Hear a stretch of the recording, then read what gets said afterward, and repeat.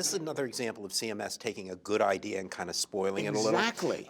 You know, we looked at the grant at participating in it, and we've been one of the pioneers sort of with oncology alternative payment.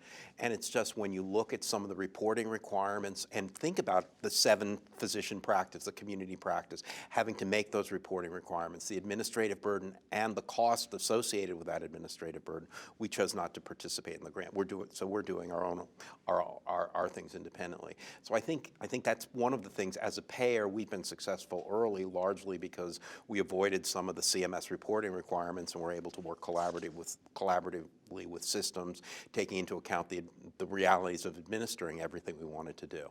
And I think that's part of I'll what just say, I mean, I think programs like this and the SGR bill, just taking a broader view, I think this is going to further drive consolidation of doctors towards hospitals. This is going to be so administratively complex and burdensome to the physicians that there's no way they're going to be able to comply with it. You read the SGR bill, which is about to pass in 2 weeks, and you know it's you can't even interpret aspects of it, but it is going to be so administratively burdensome to doctors to implement all these measures. The other thing it might do is drive doctors out of fee-for-service Medicare, and probably not in oncology because it'll be hard to do this, but I think you'll see more doctors decide that if they're going to see Medicare patients, they're going to do it only under the auspices of a Medicare Advantage plan, because they'd rather deal with the administrative burdens of 1 or 2 managed care plans rather than fee-for-service Medicare. It'll be less onerous to work with Aetna's Medicare Advantage plan than the fee-for-service Medicare rules. That might happen in oncology too. It'll be a little bit harder because they see a higher proportion of Medicare patients. 50% of your patients. You know, one of the problems, just looking at some of the details of this,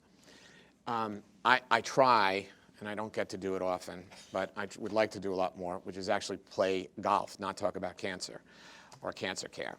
So imagine going out on a course, and it's a new course, and first of all, you don't know the yardage, and secondly, you don't know whether every hole is a par 3, 4, or 5, and then worse yet, you're blindfolded and you have to hit the ball blindfolded. That is what's happening with a lot of these CMMI programs. You don't know the measurements. So how can you possibly turn around and do the things you need to do in your practice from a process standpoint when you don't have a good idea of whether you're on a par 3 hole, par 4, or par 5 hole, you don't know the measurement. And it's absurd. And they constantly change because it's the government. So they need to tinker with it every year.